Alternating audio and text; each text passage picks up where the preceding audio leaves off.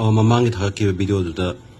ꯃꯌꯥꯝꯅ ꯑꯗꯨꯝ ꯆꯪꯉ ꯌꯦꯡꯕꯤꯌꯨ ꯑꯩꯈꯣꯏꯅ ꯀꯃꯥꯏꯅ ꯇꯧꯈꯤꯕꯅꯣ ꯍꯥꯏꯕꯗꯨ ꯑꯩꯈꯣꯏꯒꯤ ꯂꯦꯚꯦꯜ ꯗꯥꯎꯟꯂꯣꯗ ꯇꯧꯈꯤꯕꯩꯗꯀꯣ ꯂꯦꯚꯦꯜꯁꯦ ꯁꯨꯃꯥꯏꯅ ꯑꯩꯈꯣꯏꯒꯤ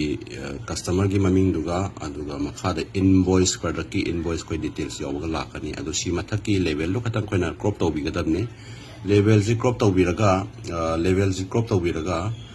ꯄ꯭ꯔꯤꯟ ꯇꯧꯒꯗꯕꯅꯤ ꯑꯗꯨꯒ ꯉꯁꯥꯏꯒꯤ ꯏꯟꯚꯣꯏꯁ ꯄ꯭ꯔꯗꯛꯀꯤ ꯗꯤꯇꯦꯜꯁꯇꯨꯅ ꯑꯩꯈꯣꯏꯒꯤ ꯄ꯭ꯔꯗꯛꯀꯤ ꯃꯅꯨꯡꯗ ꯍꯥꯞꯀꯗꯕꯅꯤ ꯍꯥꯏꯇꯥꯔꯦꯀꯣ ꯑꯗꯨꯒ ꯁꯤ ꯄ꯭ꯔꯤꯟ ꯇꯧꯔ ꯌꯦꯡꯁꯤ ꯄ꯭ꯔꯤꯟꯁꯦ ꯅꯝꯕꯤꯔꯒ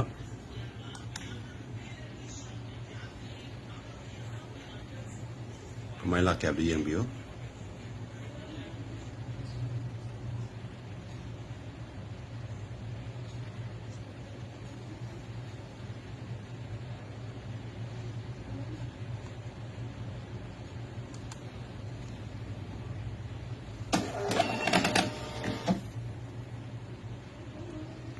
समाइना प्रिंट हो ले मैम लेवल जी कोई कनो तौगे कोई वहला ओइगे कस्टमर से कोई मणिपुर कस्टमर ने अदुबो हाइरिबो कोई प्रोडक्ट से मणिपुर ओइबनिना आइना कोई कनोदा मिशो की कस्टमर केयर द लाइन लवने प्रोडक्ट से मणिपुर की प्रोडक्ट ने आद कस्टमर जो मणिपुर की ने दो सी थाबसे रिटर्न लापि ओइथोपसे वांगा लै अदुना मोइदि आदगे दम लैबे याबा पोटने सिदगी कोइन ऑर्डर तौदुसु हाइकांदा कोई कस्टमर केयर दगी रिप्लाई लापदो कैसे कायदे हाइबे कस्टमर दो एलएस थातो की ममांग दगे दम कस्टमर ओय दम पोस्ट लैबा कस्टमर ओय अदु रिटर्न लापगी प्रॉब्लम लेते खोटी हसे फावदा हाइदना कैसे कायदे थारगा येंगो हाइना कन तोय रिप्लाई लाय तारे मैंने रंग तौबदा अदु हाइ पोसी कोइना करियंबा ममांग लाइन प्रिंट तौबा म याव हजिक उचगिबदो अदुन तबा मगा प्रिंट तौ उचरके अदो हाइबसी ममांगिदुना खर पिकना लाय मरमने इना इनवॉइस यावना अनिमक तौसनबनिना इनवॉइस ने लेवल अनिमक प्रिंट तौसनबनिना अदुबो हजिसे सिगी पोसे कमाइनो जे प्रिंट तौदम लाकना कोइना सिगी प्रिंटर थाबसिदा नंबियनि को सिनम कांदा सुमाइना थोगलाने सुमाइना थोगलाकांदा तंगाय बियो सि करम खोगी अतोपा खोई ऑनलाइन खोगी कनो ऑनलाइन की है बताए को ऑनलाइन लेके कोई ना मुझे मतेंग लोगों ने मम्मी क्रॉप तो होता है बताए ऑनलाइन द दुम फांगने कनो की वेबसाइट मखन में आमा समाइना कोई ना हाई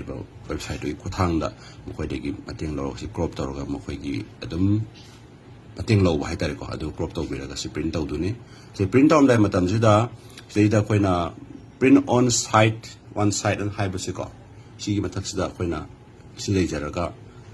मोर सेटिंग चंगबिरगको मसिदि नतगदि अदम प्रॉब्लम थेंनागनिबको ची चावबा पिकपा माइ लाकपा कोइना सिदा फिट टू प्रिंटेबल एरिया हाइसे सिदा दम क्लिक तवर थंबियो बथाइना सी लेसिदको अदु हजि प्रिंट तवर येंगसे वन प्रिंट तवर येंगसे कमाइ लाके दम येंगसेबको सुमाइना फजना प्रिंट लाए सिगी प्रिंट लापसे कोइना सेगाई बिरगा कमाइना हापदगे हाइबदुगी मतान सुम ताचरके वीडियो जानदम पोस्ट होगे पोस्ट से कोई सी पोस्ट समाइना फोल्ड ओबिरनी को समाइना फोल्ड ओबिरगा सिगी सेरंग सिदा चन्नबा हापिरो रमदि सेरंग से सिगी साइज की कोइना कोई पोस्ट से मचा मचा चट मतम द सेरंग जिगी साइज से मचा मचा दम चटपने बको माइनस हापिरो फजना कस्टमर द यौगदमनिना फजना दम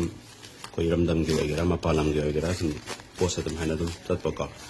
अर मयांग लेना मपालम गी मी गेना पामबजे अंगौबगा अंगांबगा से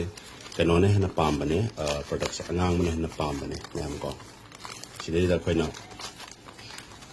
हापिरे को अद सि हाव मतुंगदा सिगी पोस्ट से केदा वताई सिदा नापि sticker ngou se si satopiraga sigi adongi product se naptu ne ko si mathak to dum napkadam ne ko manung na napaju yai adugo si manung se napaju yai adu yabadu khuloi ba kha wat pane mam ni sida napsan na badu kra wa bane mam de pot ani je se baina manung da sango haibada khan nuai wat pane aduna समाइन सिम थातुम नपय याय अदबो खोजि कमाइ नपदब no हाबिदो कोइ नियंजि सिगि post से कोइना साइगि कस्टमर गिदो कोइना सिदि माइ लेवल दो एन सब थोपिरे अदुगा हाइरिबा पोस्ट से Sumai satopiro ko. May satopiro matunda. Kaya napio. Sumai na napasay ko. May napira siya ko. Sida loy re. Ato bo sida loy ba yung sagay na si satoki ba do. Si just sida pekdok sa miro sumai na. Sumai na. Ko. Sen ba di sigi napa matunda si mata napsan ba juya ro sumai na pi ba su kay blake ko. Ato sumai na pira ni nakanda sida tabak loy diri ko. Sida koy magi sida koy packing की कोई ID है तेरे को number जैसी जो इंडिटा वदा बनी अदुगा मागी delivery की कोई AWB नंबर न लाई मधु जो कोई delivery तो वदा नहीं मधु मुका वाली मधु सो है पे ये मीना किसे मैं आमदा है ना knowledge training आये अदी इंखले बा कोई सिनाव सिंदा कितंग थवाई हक्सन याव ना फंडिंग बा मैं आमले बा मैं आमदा कितंग वीडियोस ना कितंग मतेंग वगैरह न सेमी बने सर के सिगे कोई की ready to ship tagi hoje kom nak la khani ha kanda khoi shift number ji ko si shift number ne shift number kanda adom no ugoda bje sei de yeng bio sei da khoina kaino lai bane sei da scan barcode date anama lai ni aduga buy barcode packet as na khoina packet se lai ni ngai gini customer da sang ko customer gi kana da gi sang ga salary count sang ga adu sei da khoina scan barcode packet hai je seng na da khoi mobile lagi scan to bot ya e ko adu bu taw da bida abitang sang yeng ase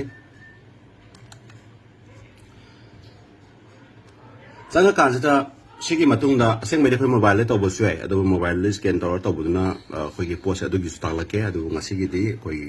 manually sang bu ta ki ko hamada adom na print taw gri ba hai ba tare ko print taw gri ba sigi post gi mathak sida si post gi mathak sida khoi gi यावरिसे कोइसी BL ना होजे VL ना होजे सीजे कोई AV कोई AWV number ने बको से यावजे AWV number न को अदो इदो उजर के AWV नंबर को हाफ द के कंदा से the Koyna happy Raje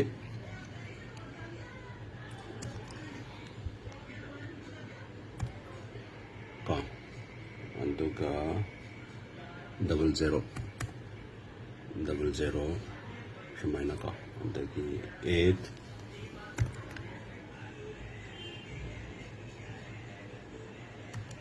2 4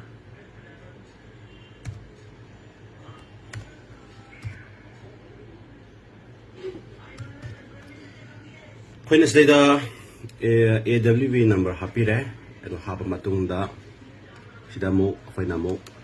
packing ID number mo happy na zika packing ID number sa mo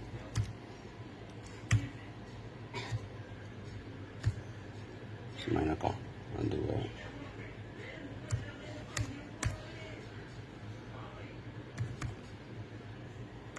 koigi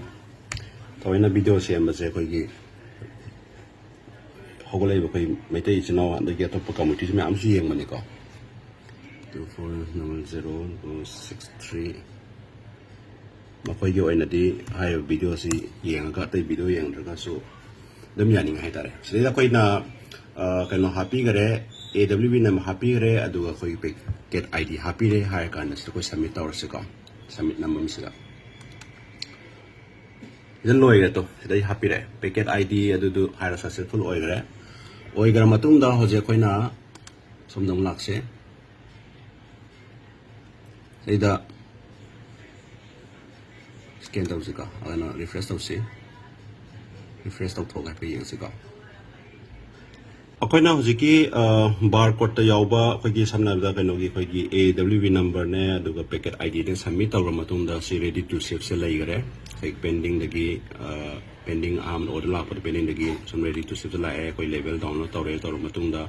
na pira matung da manually amuk submit tawbire submit tawra matung da si ready to ship la e sige hojiki lai riba ship se thai se ship se when customer side gi khogi kano gi company side gi khogi delivery boy na pick up la kani pick up na logra matung da makoi na scan taro pu matam na sigi ship se amu tholakani adugi matek tu ju when amu hapkar pirake miam yeng minase tawda bo si video ma se matam da matek punjal se makpa adigi high po se adum mem da kitang sandokna tangna khonaba aduga mayamnasu koigi hogale bisinau sinasu online thabuk tawning ba kamai tawba yaga dagi takpada sam kanogi knowledge oina ba ade kitang mukoi da zo kitang koigi lawsing ama phangna ba video sembani maka part 3 da hapsarake adubu thawaina koisu hard work tawraga adom da video si yohalaga mayamda warini miyamam da sum tapaga amu taingai da video da loinu uhan bangam na hona budu gi matang du da mateng lobani mayamna sodum yeng kan da knowledge lor kan online tawba yaga dagi habidu gi kabain tawba dagi habidu matang du hena khangningai gi sembani ka adu makata ba